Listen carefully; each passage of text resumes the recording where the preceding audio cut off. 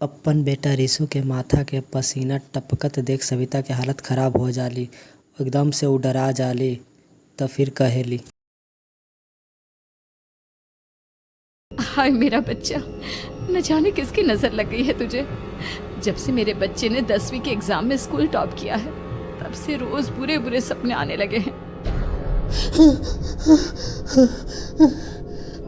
हाँ माँ, मैंने आज फिर से एक काले साए को देखा। वो यहीं मेरी आंखों के सामने खड़ा था। माँ मुझे बचा लो माँ।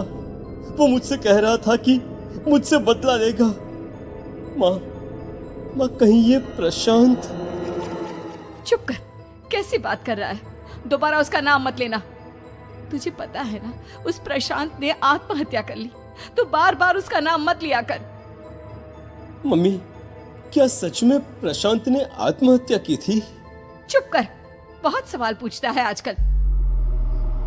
रतिया के वक्त सविता के घर पे एक अंधेरा छा जाला, पूरा काला बादल जैसा। सविता के दम घुटे लागल। सविता डर से अपने रिशु बेटे के कमरा के तरफ भागेली और देखेली कि एक काला साया खड़ा बा ओकर घर के सामने। कौन है वहाँ? कौन है? सामने आओ। ये मैं हूँ, तुम्हारी काली करतूत।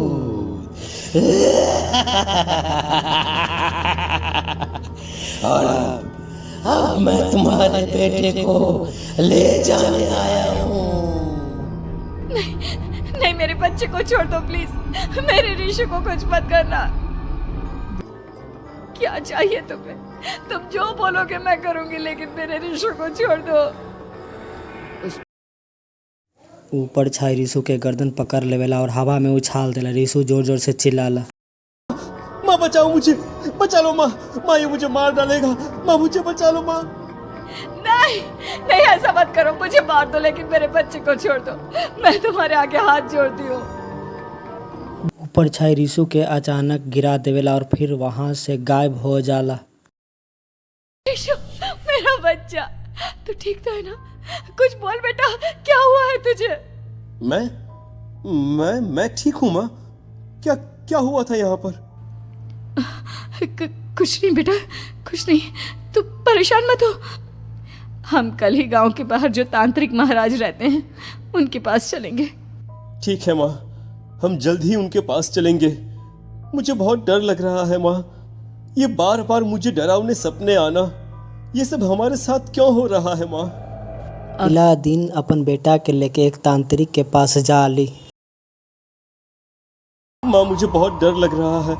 ये कैसी जगह है? देख बेटा, हमारे साथ जो कुछ भी हो रहा है उसका इलाज सिर्फ और सिर्फ ये तांत्रिक महाराज ही बता सकते हैं। अब यही है जो हमें प्रॉब्लम से बाहर निकाल सकते हैं। कौन हो तुम और यहाँ क्यों आई हो?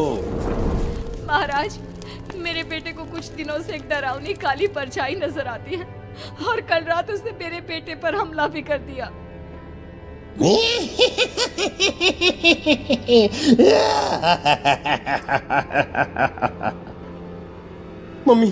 मम्मी हमें यहाँ से चलना चाहिए। ये जगह मुझे ठीक नहीं लगती। नहीं बेटा, ऐसा नहीं कहते। रुक जाओ, 2 मिनट के लिए रुक जाओ। क्या कहा? काली परछाई? तुम्हारे बेटे पर किसी काली परछाई ने हमला किया? हाँ महाराज, वो कह रही थी कि वो मेरे बेटे को कुछ कर देगी। कोई उपाय बताइए महाराज, मेरे बेटे के साथ कुछ गलत नहीं होना चाहिए। तुमने किसी दूसरे के साथ गलत किया है तो तुम्हारे साथ भी गलत होकर ही रहेगा। तुमने किसी की जान ली है, किसी को मार डाला है तुमने। नहीं महाराज, मैंने ऐसा कुछ नहीं किया। मैंने किसी की जान नहीं ली। मुझे कोई उपाय बताइए। लगता है तुम इतनी आसानी से नहीं मानोगी। मैं तुम्हें अभी उस काली परछाई से मिलवा देता हूँ और वही सारा सच तुम्हारे सामने लेकर आएगा। आंखें खोलो और अपने सामने देखो। क्या यही है वो जिससे तुम कल रात को मिली थी? बताओ मुझे। हाँ, इसने कल रात मेरे बेटे के ऊपर हमला किया था। ये उसी लड़के की भटकती हुई आत्मा है जिसे कुछ दिन पहले तुमने मार डाला था। मम्मी ये महाराज क्या कह रहे हैं?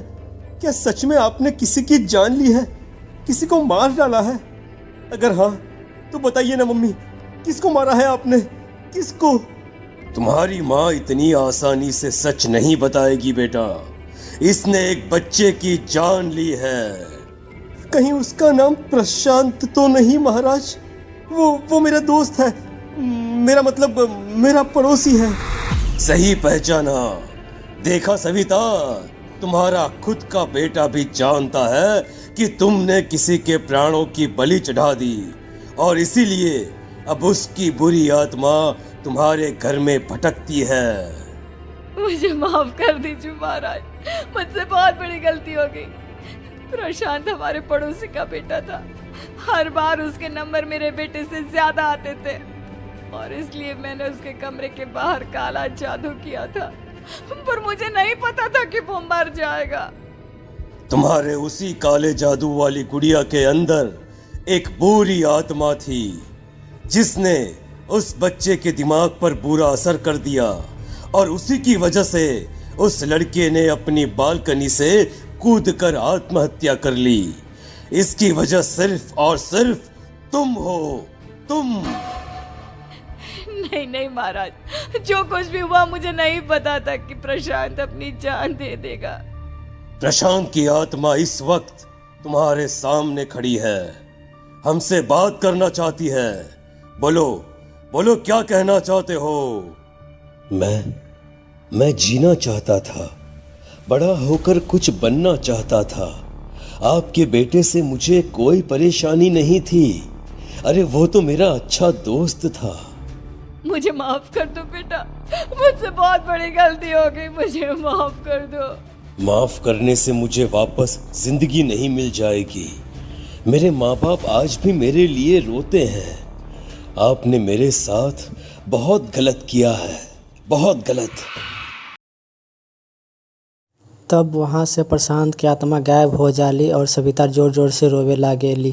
सुन लिया तुमने? ये तुम्हारे अपने ही किए हुए पाप हैं जो इस तरह से तुम्हारे सामने आ रहे हैं। माँ, ये आपने अच्छा नहीं किया। सिर्फ 10th बोर्ड के एग्जाम में मैं टॉप कर पाऊँ इसीलिए आपने मेरे दोस्त के ऊपर काला जादू कर दिया। नहीं मम्मी नहीं, अब हम कभी खुश नहीं रह पाएंगे, कभी नहीं। मेरे दोस्त की आत्मा को कभी शांति नहीं मिलेगी मम्मी, कभी नहीं। लेकिन मैंने जो कुछ भी किया सिर्फ तुम्हारे लिए किया। वो लड़का हमेशा फर्स्ट पोजीशन पर आ जाता था और इस वजह से हमेशा तुम्हारे मार्क्स कम पड़ते थे। मैंने तो सिर्फ उस पर एक छोटा सा काला जादू किया था बेटा। मुझे क्या पता था कि उसका ये नतीजा निकलेगा।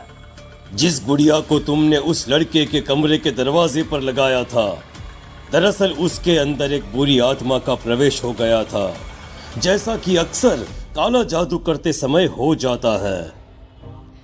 मुझे अपनी गलती का एहसास हो गया है, मैं प्रायश्चित करना चाहती हूँ। आप बताइए मैं क्या करूँ?